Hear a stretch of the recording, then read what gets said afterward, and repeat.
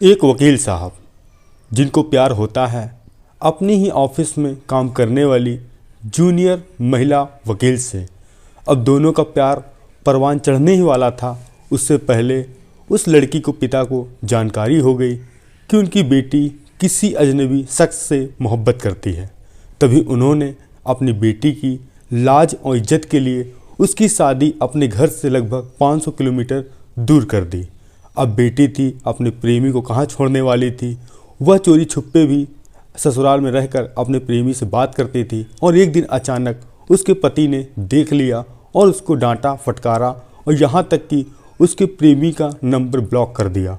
और जब यह बात रो रो कर प्रेमिका अपने प्रेमी को बताती है और फिर वह एक ऐसा खौफनाक प्लान तैयार करता है और वह करता है 2 सुपारी किलर्स को हायर और फिर वह सुपारी किलर ऐसा कुछ करते हैं कि वह प्रेमी वकील पहुंच जाता है सलाखों के पीछे।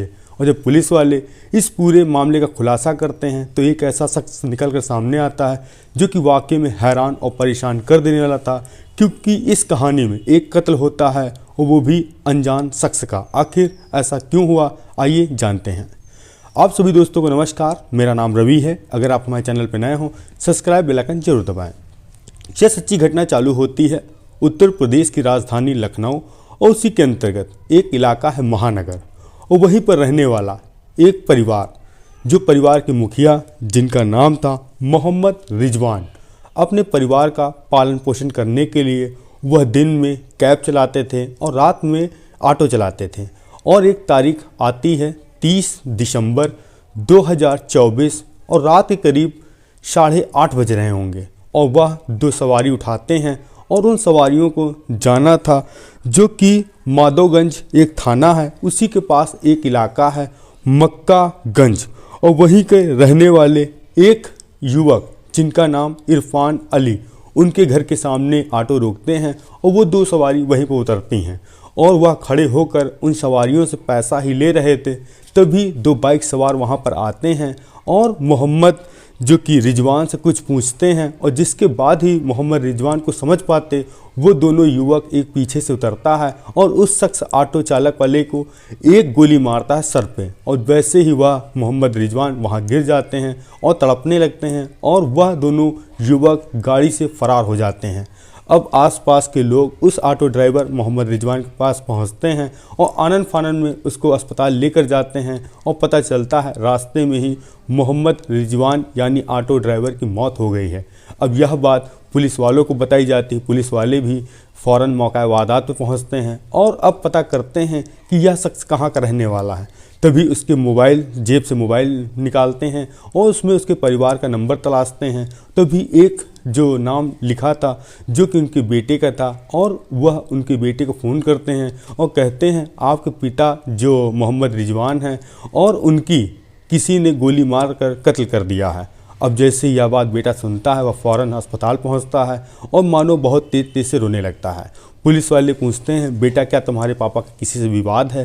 तभी उसका बेटा कहता है मृतक का मेरे पापा बहुत सीधे स्वभाव के हैं और ज़्यादातर वह अक्सर काम के सिलसिले में कैब चलाते हैं, उसके बाद ऑटो चलाते हैं। उनका आज तक मोहल्ले से लेकर आसपास इलाके तक कोई लड़ाई झगड़ा हुआ ही नहीं, क्योंकि बहुत ही शांत स्वभाव के थे।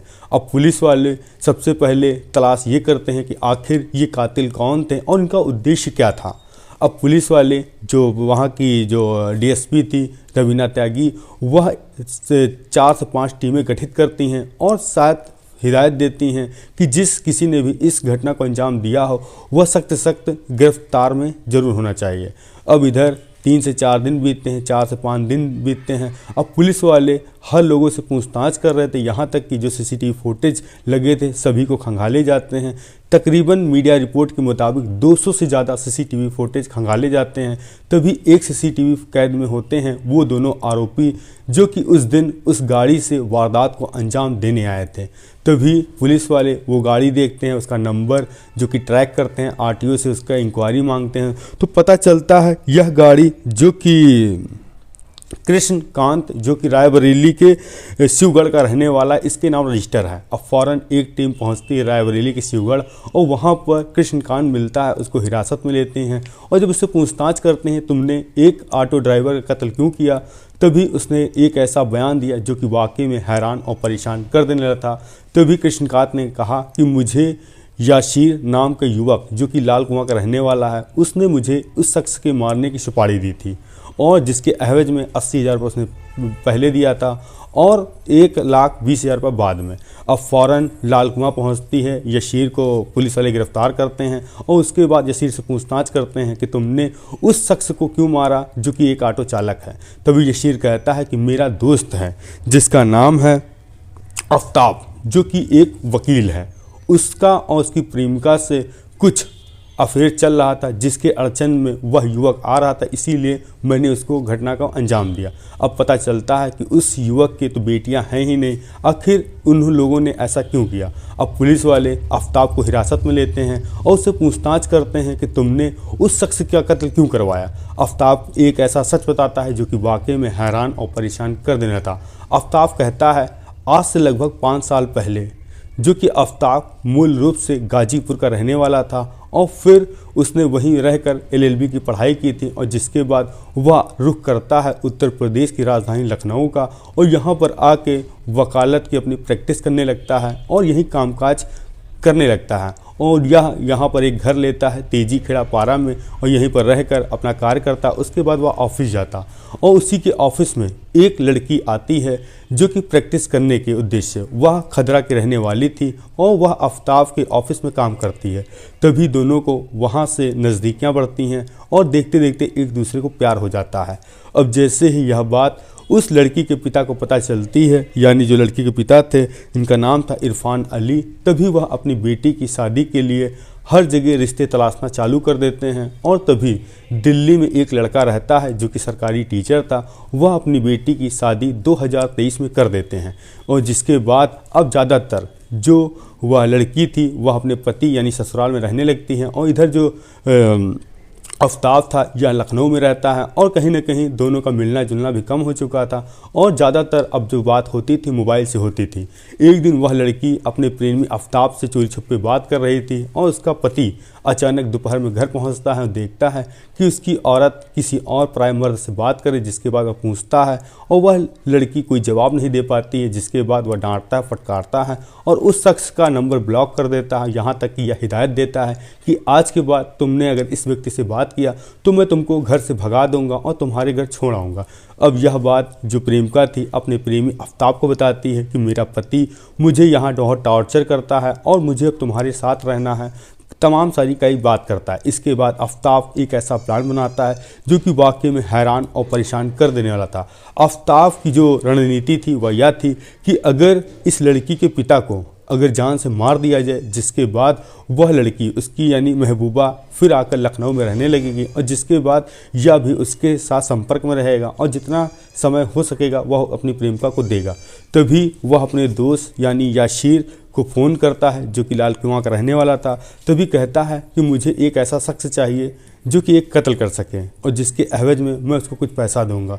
जो याशीर का जानने वाला कृष्णकांत था जो कि एक आपराधिक पहले से ही अपराधी था और वह अभी मीडिया सूत्रों से पता चलता है कि वह 2 महीना पहले छूट के आया था।